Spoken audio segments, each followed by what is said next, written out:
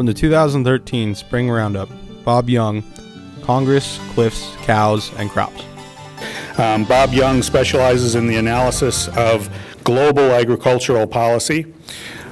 He's one of those guys that's kind of been there on the inside where the secrets are shared. He has served as the chief economist for the U.S. Senate Committee on Agriculture. He has served as an ag professor in Missouri, and he spent 12 years as a co-director for the Food and Agricultural Policy Research Institute, which studies and models international trade, as I understand it. And currently, Dr. Young is the chief economist for the American Farm Bureau Federation. So, Bob?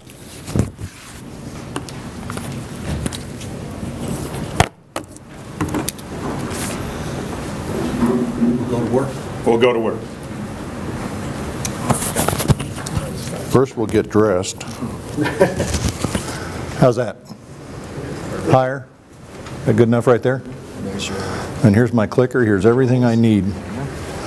Well, first off, thanks, folks, for the opportunity to come up and visit with you this morning. A little far away from the Beltway, but you know, frankly, anytime I can get out of there, you don't have to ask me twice. You know, just go. So do really appreciate the opportunity to be up here. I have to say this is second time in about 3 months, I guess, I've been up to Wyoming. Was up for Wyoming Farm Bureau's annual meeting, and you know, a little different elevation in Cheyenne or Laramie, I guess, is where we were than here. And quite frankly, I appreciate it here. Let's just put it that way.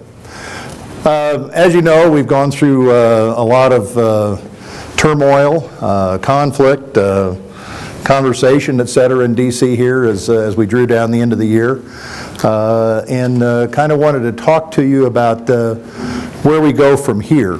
Now, you know, one of the things that they tell you as you make presentations, they give you this lecture, tell them what you're going to tell them, and then go back and review it again. So I want to be absolutely clear about this. I'm going to tell you what I'm going to tell you. I'm going to tell you I don't have a clue. I'm going to tell you I don't know. And then we're going to summarize, and I'm going to say, how do you figure it out? Because I do think at this stage of the game we're in such a state of confusion, conflict, you name it, that I don't really think the leadership, the House leadership, the Senate leadership, really know where they're going at this stage of the game. We'll talk through kind of what we've done here in the last few days or whatever, but and certainly if we're going to sit down and say, okay, well now project for me where the Farm Bill is going to go in this whole conversation, that I'm even more clueless on that front than I am on where we're going to go with all the rest of this stuff. I would just point out, we did deal with a cliff. We dealt with a cliff basically by saying let's do a bunch on the tax front, and we did do a bunch on the tax front. Some good, some maybe not so good, but did do a bunch on the tax front. But did work through all that, but left an awful lot of stuff behind. We've got several things that we're going to have to work on. We're going to have to work on debt limit extension. We're going to have to work on do we let the sequester happen? Do we not let the sequester happen? We also, when the last Congress, finished up and provided funding for the government as a whole, they only did so through the end of March, about March 27. You can't quite see that down there, but March 27. And so that puts us in a place where, between now and the end of March, or between now and the 1st of April, there's a potload of stuff that we got to do. Congress just sets up these, Congress doesn't work unless there's a crisis. But I've never seen Congress set up, and I've, been working with Congress off and on since 1980. And I've never seen us set up so many crises on an almost daily basis, it seems like, at this stage of the game, that you just kind of wonder who's in charge. And that's probably the kicker. There's probably nobody in charge. So we did, the House did pass yesterday, pretty good vote, actually picked up a few Democrats on that vote, to say that, let's do a clean extension of the debt limit. Basically what they said was let's suspend the debt limit so that the debt limit could rise as much as it needs to, and have that debt limit then expire about out in May. And then in May we'll raise the debt limit to whatever that number is, and then talk about how much more we may think that we need to raise it from there forward. Now, they also said that, you know, if the House and the Senate don't pass their own respective budgets by April 15th, that they're going to stop paying congressmen and senators. Now, if you believe that, you know, maybe I've got a bridge or two we could talk about, but be that as it may, that's the plan at this point in time. Been a lot of noise out of the Senate that they say we'll take that up and we'll pass that. And the President has also said, you know, we'll go ahead, I'll sign that if that hits my desk. So I think we're going to avoid this whole, the debt limit part of this problem anyway, at least until we get out into a little bit later than spring. And I don't mean to say this the wrong way, but I've never really kind of envisioned the end of January as the spring roundup, but I'm not going to go there. Anyway, we did get, coming out of that cliff debate, some good things. You know, we did end up with the permanent provision of a $5 million individual exemption on the state taxes, taxed at 40% rate above that. There was every indication that there were folks that were ready to take that back down to the $1 million exemption and take the tax rate up to 55%. I should have, and I didn't do my homework on land prices in Wyoming, but I will just tell you that had it dropped back down to $1 million, it would have taken less than 150 acres, sorry, in central Iowa to trip that $1 million mark. And I don't know about you, but I've never really kind of visioned 150 acres in central Iowa as, you know, that's the height of wealth. But anyway, be that as it may. So we did get that through. We did get a permanent fix on the alternative minimum tax. That basically would affect folks and would have affected folks upwards of about 40 million Americans would have been, or families would have been subject to alternative minimum tax had that fix not gone through. You know, it just, that was one that we've been kicking that can down the road for a long, long time. Got a permanent change on capital gains tax. We extended several renewable energy tax credits, particularly for wind energy for the year. That's a good thing. And in the past, the construction had to be completed and the plant and the mill had to be in operation by the end of that set period. Now construction just needs to have started for 2013. So that'll be a big thing. Section 179 expensing, bonus depreciation for those of you that worry about that stuff, and there should be a lot of folks in this room that do. Those are good things that we got those things pushed through. You know, I do want to spend a little time with you, though, and just talk about why this is such an issue. And I apologize for the size of the graphics, but, you know, this starts in 1912 over here. Here's the ratio of the debt held by the public, federal debt held by the public, to GDP at that particular point in time. So, you know, obviously GDP was a heck of a lot smaller in 1915, 1917, et cetera, than it is today, but federal debt as a proportion of that GDP, you know, was about 30% or so as we came out of World War I, Great Depression. We paid some of that down, and it was probably more that the economy grew and GDP got bigger than it was that the debt went down that much from, say, the mid-1920s through about 1930 or so. All that federal spending that we did, creating the, you know, working our way out of the Great Depression. And then World War II obviously saw that spike up quite a bit, and we were north of 122% or so debt to income, if you will, at the end of 1947 or so. And you can't, and there's Korean War, you can just see it kind of plateauing out. But then as you move forward, and again, it's not so much that the debt's coming down, because the debt wasn't coming down, it was really basically flat. We weren't running very large deficits at that period of time, but what it was the rest of the economy was growing that much more. And so, you know, it's like think about your operation. On your operation, if you're in a situation where the income on that farm is growing, even if you're holding the same dollar amount of debt, you know, you're in a better financial position because you are generating that much more income as opposed to holding that debt. So you can see that number work its way all the way down here. I will remind us that we fired Jimmy Carter as a president. Remember, there were a number of reasons, but one of the big campaign reasons that he had the audacity to be running a $50 billion deficit. By God, and we kicked that boy out of office. So anyway, you know, we come through the Reagan years, we come through the first Bush years, we end up with the first Bush, you know, even after the Read My Lips pledge, did talk about tax increases, and then the Clinton years where we actually paid some debt down. And some of this decline, you know, really is that we did pay debt down. And in fact, those of you that are chronologically experienced enough, I'm not going to call you old farts, but you know, those of you that are chronologically experienced enough recall that as we went through that period of time, you know, there was actually a lot of concern that the federal government was going to basically pay off all of its debt. And we were going to, what would the world look like if the federal government didn't need to, you know, issue T-bills, and, you know, how was the financial market going to recover or deal with those kinds of issues, et cetera. There's a lot of discussion about that going on at that point in time. Ha ha, little did we know that didn't last very long, did it? Because recall, we had a lot of conversation about, you know, why are we paying these high taxes, or why are we paying these tax rates? You know, by gosh, we're running surpluses, it's your money, we ought to give it back to you. Now, one of the lines that you didn't get throughout that entire conversation was, yeah, it's your money, it should come back to you. Nobody ever said, it's your debt, and we need to pay it off. We never had that conversation, which we frankly should have. So here we are now, you know, you can see, you know, kind of the last year of the Bush administration, and then as well the, you know, the years that we've had under President Obama, and what we've done in terms of boosting debt levels over the last few years. You know, we've actually added more debt in the last 4 or 5 years or so than we had built up through the first 200 years history of the federal government. So, you know, just the way things work.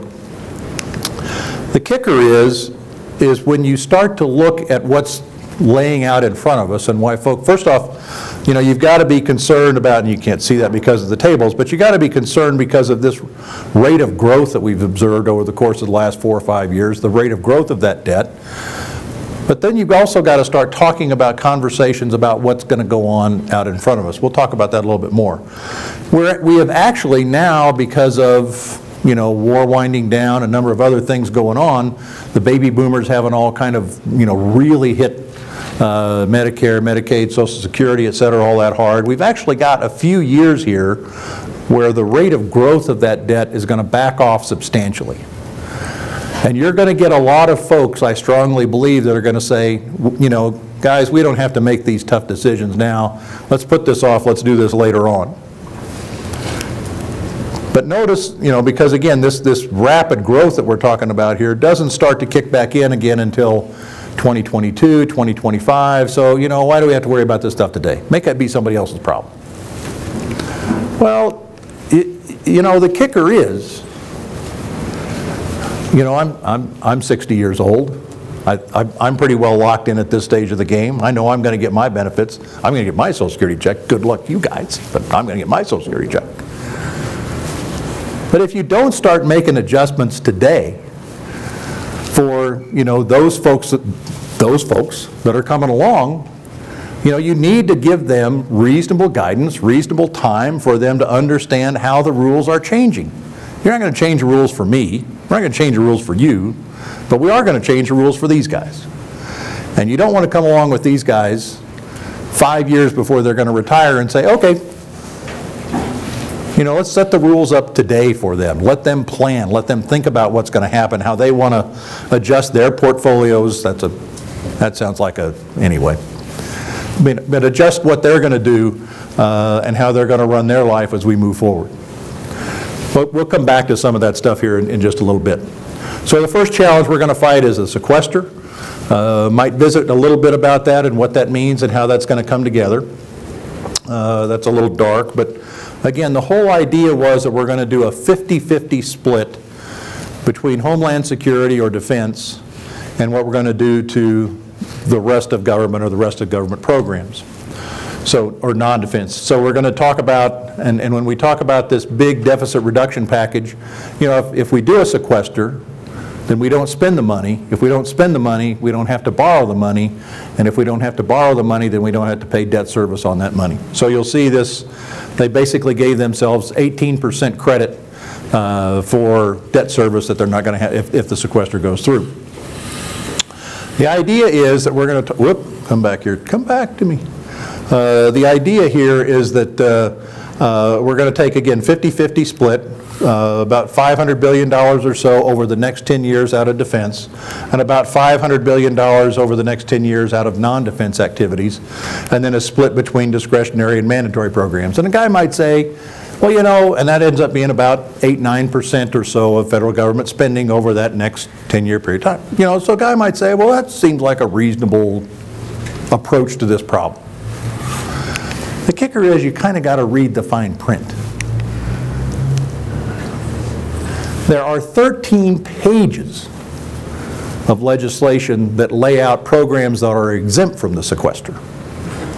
So for example, Medicare can only take a 2% hit. So all the other programs have to take a bigger hit because Medicare is not taking its hit. Food stamps or SNAP don't take a hit.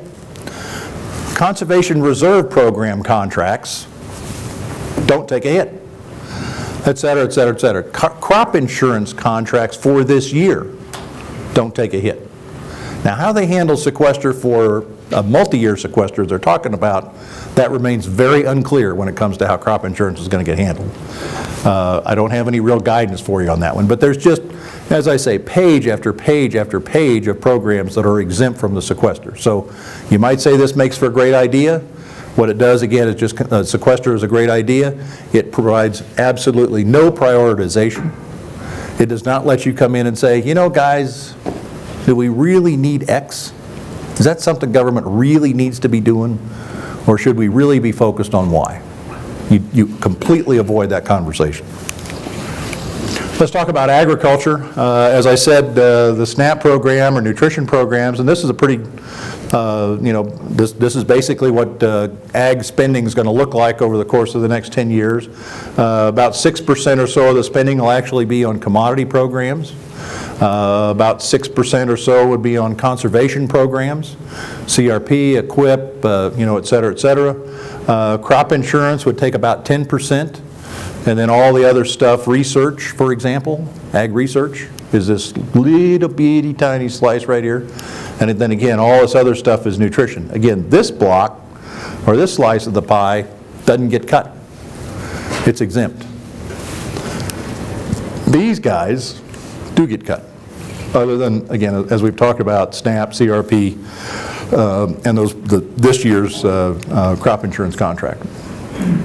We're going to spend then over those programs that are going to be eligible about $200 billion. We're going to take about $13 billion or so out of that roughly $200 billion pot. If you talk about what that really means then, for every $13 that we're going to cut, we're going to take about $4.5 out of crop insurance, we're going to take about $5.5 out of commodity programs, about $2.35 out of conservation, and again, all those research programs and things of that nature, about 40 cents or so. So that's how that $12.90 gets distributed across those various different programs. So, for example, we've extended the 2008 Farm Bill for another year, so we're going to talk about direct payments. Those direct payment checks would be affected under the sequester, if the sequester is allowed to go through. Let's just talk a little bit about the big budget, though. We've talked about ag, we've talked about the sequester. Let's just talk about the big budget and this funding issue and how we talk about moving forward. You know, used to be, you could pretty well talk about, and you still can, pretty well talk about the majority of the money that we take in, basically all the money that we take in goes out for 5 things. And those 5 things are Social Security, Medicare and Medicaid, national defense, and interest on the national debt. And if you were to, I didn't do this slide, I would have stacked them that way, but somebody else put this slide together. But you'll see, you know, for the funds that we take in, if you were to take the other mandatory out, take the domestic out, stack that up, interest, defense, Medicare, Medicaid, Social Security, it'd pretty much equal the size of that bar. So everything else we do in government, little things, the FBI, other little things, the FAA, you know, I'm kind of partial to the FAA since I climb on planes on a regular basis. Air traffic control, roads and bridges, you know, Department of Transportation, Inland Waterways, yada, yada, yada. You go on and on down. I probably won't say BLM. Sometimes that works up here, sometimes that doesn't work up here. But, you know, all those other parts of government, basically we're funding by borrowed money. And I think if you sit down with most folks and say, you know, tell me what you think government is, you wouldn't get the response back, well, it's just Social Security, Medicare, Medicaid, National Defense, interest on the national debt. You know, you'd get folks that think, well, the government is the FBI, it is BLM, it is, you know, yada, yada, yada, yada, yada, all that other stuff. But that's all we take in. Now, I will say that coming out of the deal, the fiscal cliff deal, we're going to put about another $80 billion a year into this pot. We're going to put about another $400 billion a year into this pot. We're going to talk about Social Security a little bit more here before we get done, but again, and we're actually going to take a little bit of money out of that estate tax pot. It's going to stay about that same way. You'll get a lot of folks talk about, you know, well, if we just got rid of welfare, if we just got rid of this, you know, yada, yada, we could balance the budget. Well, here are those mandatory spending programs. Here's agriculture down here at $13 billion. Yes, we are a mandatory spending program.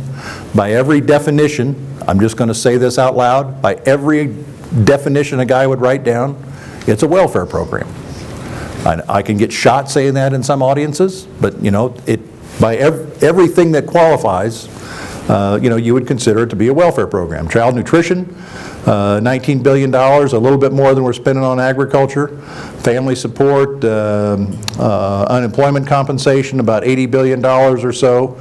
You know, you look at all these different pots down here, and they're, you know, all less than $100 billion. Don't get me wrong, $100 billion isn't small change. Even my wife could get by on that for a couple days, but you know, reasonably manageable programs. Then you get over to Medicaid, Medicare, and Social Security. And those are big chunks of money. And those are the chunks of money that, you know, again, if we don't talk about how we're going to deal with those in the future, you're just not going to get a handle on that problem. Another area of concern, you know, historically, when we've had, you know, increases in the federal debt and we had to pay significant amounts of money for interest on the federal debt, it was money that we were basically paying ourselves. Folks went off and bought T-bills. We paid interest on those T-bills. The money stayed here at home. It was just kind of churning the money around within the same pot. But over the course of the last few years, here it really kind of started to take off in 1997. You know, we were running about 20% or so of our debt was held by foreigners. Now we're talking about well over 50%. Who's the largest holder of U.S. debt? Anybody know? China. Who's two? Japan.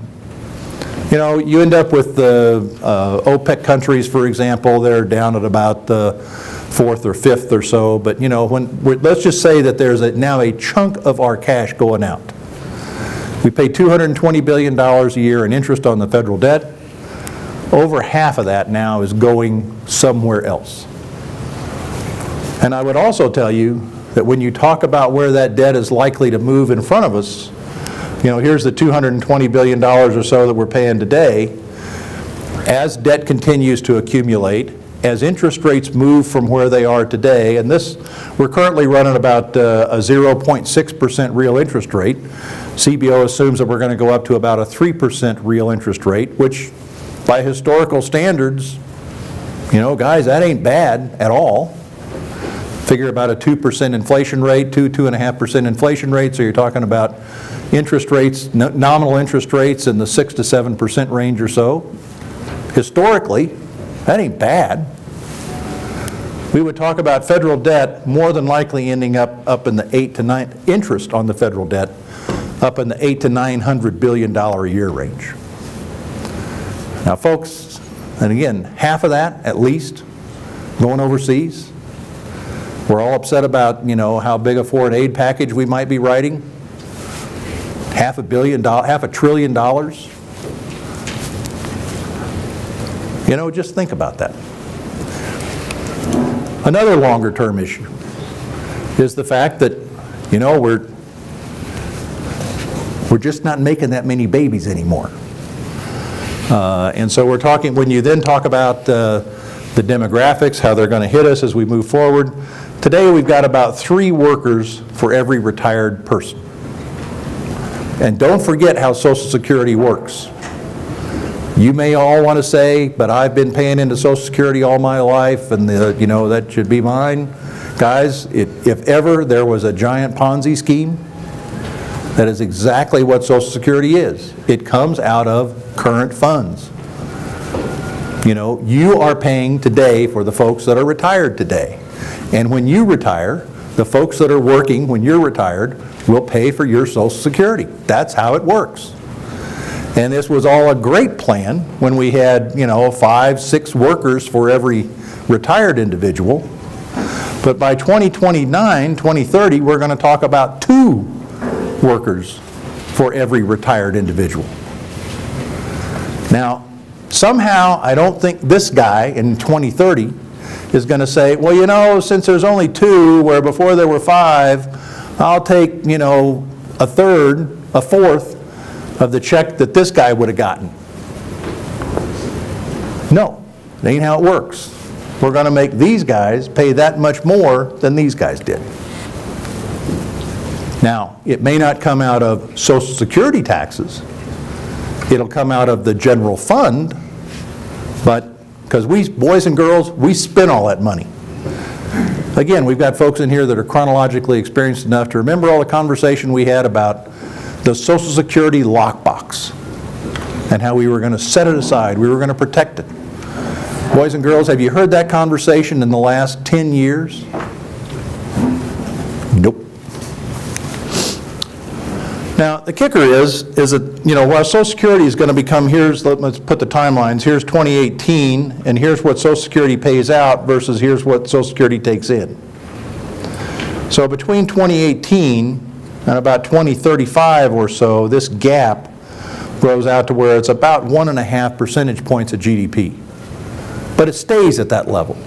It doesn't continue to expand. So this is going to be a growing problem over the course of the next 30 years, but it's not going to get any bigger than that, as opposed to some other issues we're going to talk about, as opposed to, remember what we talked about on interest on the national debt and how it just goes up and goes up and goes up and goes up. But yes, so where does this money come from? Again, it comes out of the general fund. It comes out of what you're paying in income taxes. It comes out of what you're paying on estate taxes. It comes out of corporate taxes, et cetera, et cetera, et cetera. Medicare, on the other hand, is a whole different story. Yes, it's going to go through this growth because folks are going to get older, but it just continues to grow. Excuse me, and we talk about going from 4% of GDP levels in 2011 to, by the time we get out to, let's pick a reasonable year here, 2050, for example, you know, upwards of 8, basically double. And that's just Medicare by itself.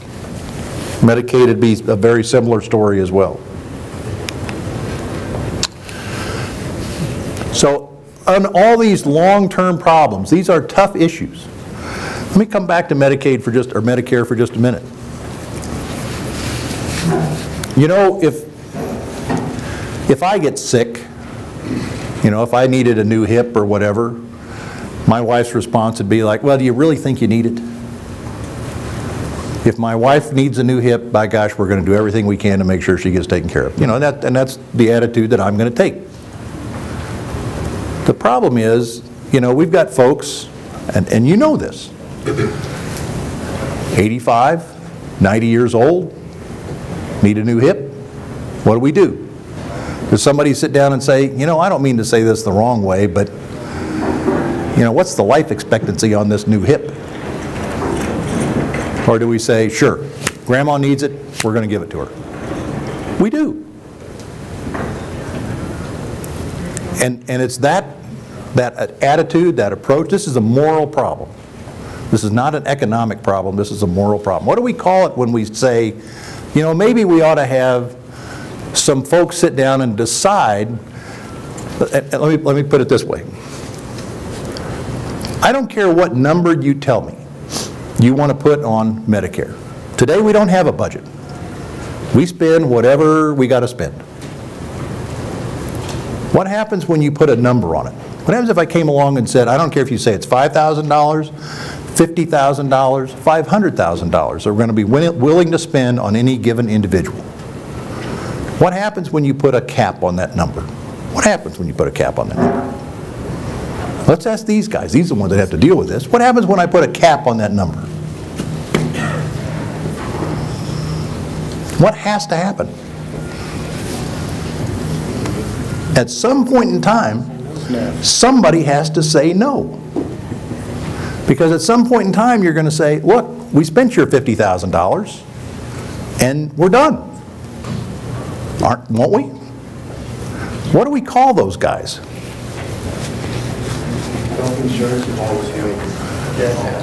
We call them death panels. That's exactly right. But does that not make some sense from an economic standpoint to say, guys, we're either going to do this to our kids, or we're going to say, well, wait a second. Let's be rational about this. Let's figure out how much we're willing to spend, and let's stop. Now, guys, that's a tough, tough issue. I understand that completely. But if you're not going to be willing to do that, then you're just going to, then don't complain about just exploding federal debt. And then it just comes crashing down. At some point in time, you know, it just ends. You can't do it anymore. So in all this, we're going to talk about agriculture. So those are long-term, tough decisions. They are not necessarily, whether they be Social Security, whether they be Medicare, Medicaid, you know, those are long-term, tough decisions. But they're not necessarily, and those decisions ought to be being made now. But they're not necessarily from a, you know, in-my-face congressional crisis problem, not necessarily something they got to deal with right now. They ought to, but they probably won't. So instead, what are they more than likely going to do? They're going to come back and talk about little things, and I'm going to say it this way, like agriculture, like the Farm Bill. Oh gosh, we got to demonstrate that we can cut spending. You know, recall a few years back we went through this horrific debate in Congress, and we cut a grand total of $38 billion out of the federal budget. Wow. $38 billion out of a $3.2 trillion budget. We cut $38 billion, and we had done great things. So my strong expectation is we're going to move through this process. At the end of the day, we're going to figure out ways to do little things. We may do more little things, but we're just going to do little things. And quite frankly, I think agriculture is going to be smack in the middle of that conversation. And I think the notion of the $25, $30 billion or so that we were putting up last year, we're going to laugh at that number. We're going to say, that was nice then, what are you doing for me today? Where do things go from here? I think there's going to be a push, or getting this conversation out of the House certainly, and I don't think there's folks on the Senate side that are necessarily objecting to this, to go back to quote-unquote regular order. The way things ought to happen, that it ought to work through congressional committees, as opposed to John Boehner and President Obama going off in a room and the two of them cutting a deal. I think you'll find, a guy who was just retired as chief economist for the House Ag Committee, good friend of mine by the name of Craig Jagger, Wheat Farm, Kansas. You know, he made a comment at his retirement party that I thought was just spot on. When you deal in regular order, that, you know, you've got rational people who know the business, who know the unintended consequences, sitting around the table having conversation about how to deal with problems, there's a great value placed on expertise. When you talk about 3, 4 people going off in a closed room, expertise means absolutely jack squat. I think they want to go back to regular order. I think there's a real desire on the part of both the House and Senate to do that. So if that's the case, regular order, House and Senate both go off and put their budgets together between now and mid-April. They come back to the conference, figure out what the joint numbers are supposed to be, and then they pass those numbers back to the House and Senate Ag committees and all the other authorizing committees and tell them to go to work. And at that point in time, I do really think that we talk about a number for agriculture that is substantially larger than the $23 billion or so that we worked on at the end of 2011 and basically worked with throughout 2012. I think you're talking more like $35–40 billion at the end of the day. Just to kind of go through some of those, what some of those might mean. You know, when you work through the numbers, you had the losses the producer was supposed to cover coming out of the Senate package. You had the area revenue coverage. You had supplemental coverage option as well, but then the real core of the support still remains on all of them. Crop insurance is this kind of downside. This shallow loss protection, you know, on the best, when the loss was the greatest, because of prices, because of yield, whatever, when the loss was the greatest, the biggest that check could be, if you took an area selection, was 8.5% of your expected revenue. That's all. Now, I don't mean to say it the wrong way, but I strongly suspect if I sat down with most of your books and if we had a real conversation, after we'd had a couple beers maybe, you'd probably tell me that, you know, that 8.5%, if I got the 8.5% as opposed to not getting the 8.5%, you know, that's not going to be what makes a decision whether I'm going to be in business next year or not. But that's all the bigger that check was going to be. House did talk about price coverage as well, target prices. Just work through those very quickly. Excuse me. Prices that they were going to talk about. Two that I want you to take particular notice of. Peanuts down here at $535 a ton and rice at $14 a hundredweight. That's really where the focus of this whole target price provision comes in at. Target price or current market prices for rice, $13.50, $13.25 or so. You know, they just did not have the same kind of quantum step change in commodity prices that say corn or wheat, soybeans have had. They just didn't get that. Cotton has you're not going to see cotton on here at all. They've got their own whole program, separate program called Stacks, and both the House and the Senate have passed theirs. And since we don't grow a lot of cotton in Wyoming, I wasn't going to spend a lot of time on cotton in this conversation. My strong expectation at the end of the day, though, is you're going to see a greater shift back toward this type of program for both of them, because again, I think that that shallow loss program, just when it gets right down to it, there just ain't a whole heck of a lot of money there. So, Senate, I think once the numbers are decided upon, we did not have a problem getting a bill out of the Senate before. Reed's already made noises that he'll take it up as soon as the bill gets handed to him. So I think on the Senate side, it's going to get done in committee once they get handed a number. I think they're all going to sit around and wait until they see how this budget debate goes and what numbers are going to get handed. But once they get one, I think the Senate's ready to just take off and go. House, dairy is a major source of debate. John Boehner has, for those of you, do I have any dairy guys in the room? Okay, a token dairy guy. You know, John Boehner is just adamantly opposed to the supply management provisions that were included in the Dairy Security Act. Right, wrong, and different, that's how he feels, and that was one reason that he held the bill up and wouldn't let it go.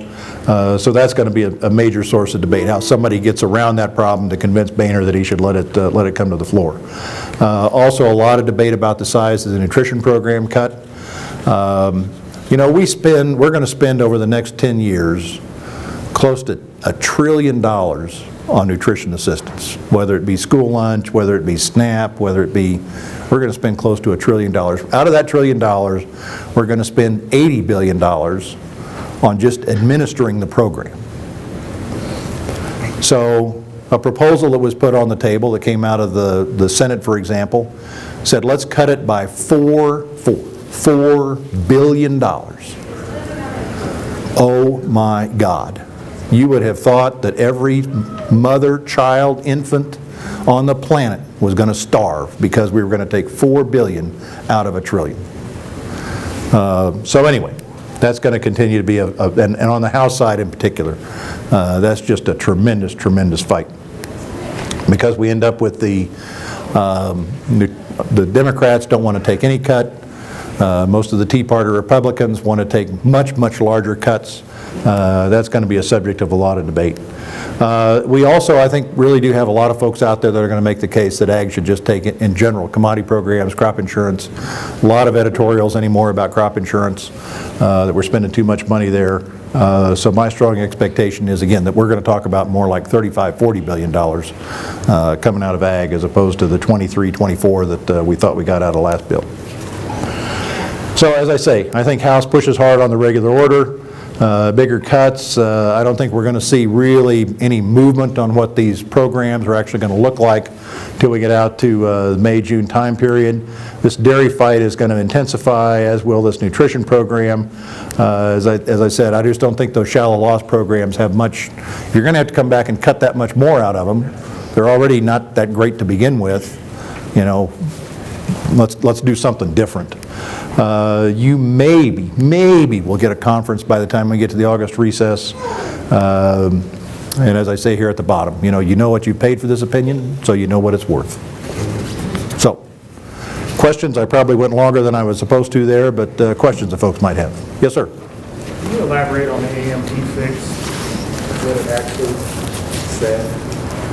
Well, what it did was basically indexed the band, when the AMT actually kicks in, indexed it, it took it up to kind of current numbers, and I should know what those numbers are, but I don't right off the top of my head, but then also tagged them back to inflation. Understand that when that was originally done, it was just a number set in law, and it was not tagged to inflation, and we've come back kind of every year and have inflated, had to take action to raise that number. That's 2% inflation, right? I think there was a cap on how much the inflation would be, yes.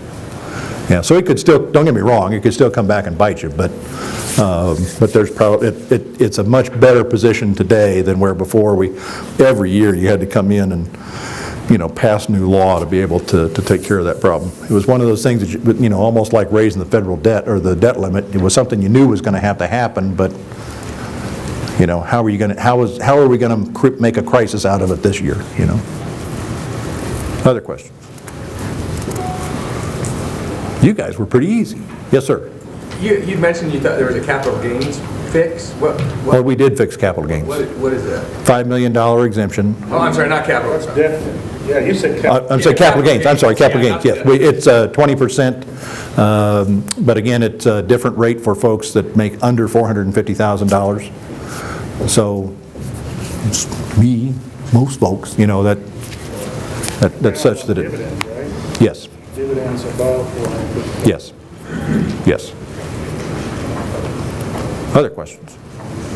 Sure. I can't believe you guys are just sitting. Okay. Yes, sir. We'll do one more, then somebody else better. 1947, when that debt to GDP ratio dropped, why? Mainly because the economy, picked up and shifted gears. It was mainly economic growth as opposed to paying off debt. Again, it was more on the income side. Again, that's a ratio of debt to GDP. So if GDP goes up, but the debt stays the same, the ratio goes down. Right.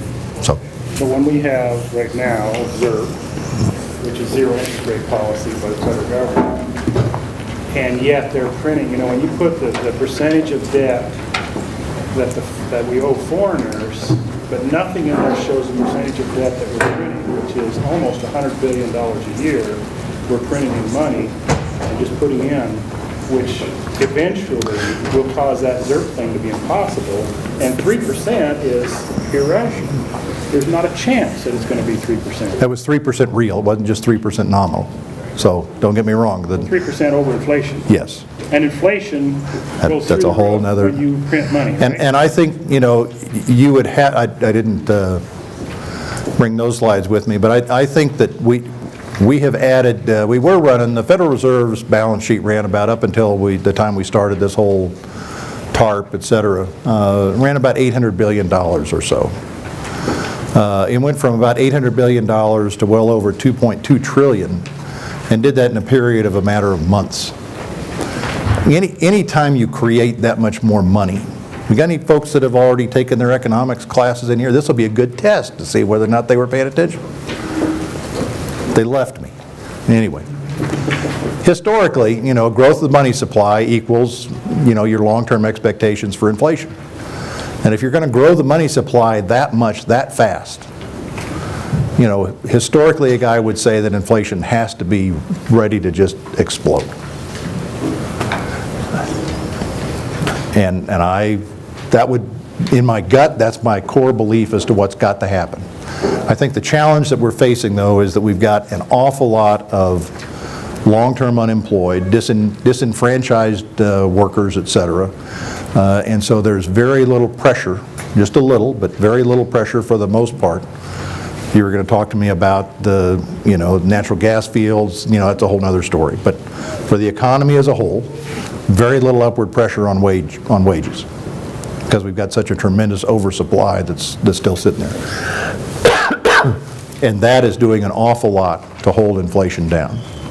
We've also got a housing sector that's beginning to get a little, you know, little traction to it, beginning to get a little growth to it, but housing prices have not really moved yet. We've still got, you know, foreclosures to work through, things of that nature. Don't forget that housing costs, the implied rent on an owned property, but, you know, housing costs in general, make up about 40% of the CPI. So as long as that is, you know, very modest, not growing much at all, that's also something that's going to keep damping down inflation rates. So between wage rates, you know, energy prices that are, you know, probably sideways to maybe even down, housing costs not moving up very much, you could tell a story that that's the reason why inflation isn't just taken off. But sooner or later, I do think those pressures are such that they do end up driving inflation back up. Those monetary pressures are great enough that they do. Between $4 and $5 trillion that the foreigners of our debt hold, and we print 3 to 4 trillion, which is somewhere where we're at today. We've effectively taken their money and diluted it. That would be true. And the only way that they can respond is either throw those, you know, cash in those bonds, or demand an interest rate to continue to keep it. That would all be true. And so we've taken 50% of their net worth right out of their pockets, and they have yet to respond. And the only reason they have yet to respond is because the rest of the world is saying we can do it faster than you can. And there is exactly the problem. Where else would you go with your money? When we went through the last debt limit, we actually had a push. There was it lasted for about 10 days. You know, folks were saying, I'm going to take my money out of dollars and I'm going to put it someplace else. Well, where do you go? And for about 10 days there, the Swiss franc was the darling of the world. Now understand, I mean, don't get me wrong, international monetary transfers on a daily basis are well over $1 trillion. So it doesn't take very much for that money to just kind of get siphoned off someplace else. The reason that it comes to dollars is because we're as big as we are. We're that liquid. We can absorb a $1 trillion a day move in our financial markets, and, you know, okay, what are we doing tomorrow kind of thing. You dump $1 trillion, you dump even $100 billion into Swiss francs, you know, and that whole country just goes, holy shit, what do we do now? So, you know, there was about 10 days there where the Swiss franc just started to take off. And the Swiss government went through a bunch of different hoops and machinations to kind of say, whoa, whoa, stop, we're not going to let that happen. But there's, again, that's the problem, that the rest of the world doesn't have a big enough pot to go to. The pound, well, you know, okay. The euro, particularly at that point in time, you know, man, I'm not so sure that's where I want to put my money. So where's the next big pot? 10 years from now, 15 years from now, you know, this guy's time? I think it's the yuan. But I also would come back and ask that we ought to be asking ourselves, why do you even want anybody to think about going to another currency? What's the greatest visible demonstration of faith on the planet? What's Well, let me finish this conversation. What's the greatest demonstration of faith on the planet? That right there. You will give me some period of your life for that piece of paper. And that's all it is. It's just a piece of paper. There's nothing to it.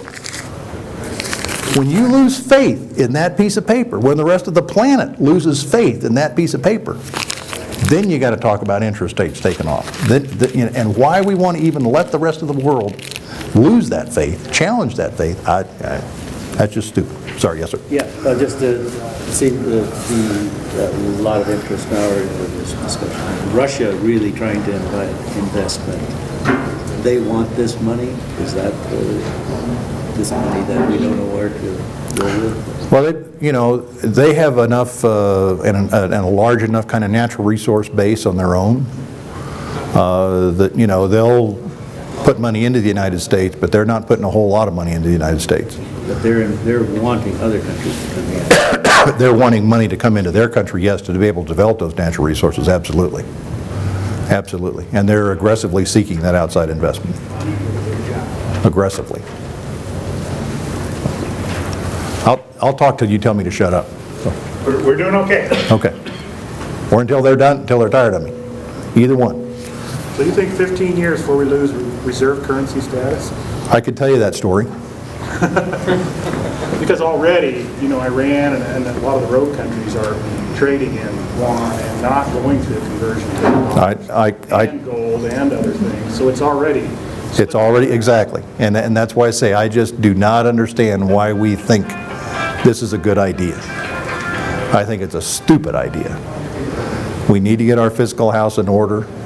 We need to work on getting a handle on our debt. We need to talk about stabilizing we need to draw it back down into that, 50 to 60% range, 40% range or so. You could survive for a long time. Think about your own operation. Go back to I know the rule of thumb that we were all using in the 80s when we went through the crisis in the 80s was a 40% debt to asset ratio. 40% debt to income ratio, those kinds of things. So, I think if we can get back down to that 40, 50% range, okay, that's a sustainable, that's a manageable rate. Let's just get there and stay there kind of thing. But the number he never mentioned was 18% of what we used to always spend on government, and today it's 24%. 24% has never been... Actually, let's come back to that. The revenue going into the government has averaged 18.1% of GDP. What the government has spent has averaged long-term a little better than almost 21%. Historically, we've run about a 3% deficit. Now we're close to 24, 25, as you say. I don't want you to have any misperception about this whatsoever. We have got to get a handle on spending. But the problem on spending is not so much all that other stuff, the FBI, the FAA, that stuff. It's not so much that stuff. We've frozen federal employees' salaries for 2 years. We're going to freeze it for another year. The sequesters, et cetera, that we've talked about, the caps on spending that we talked about a couple of years ago.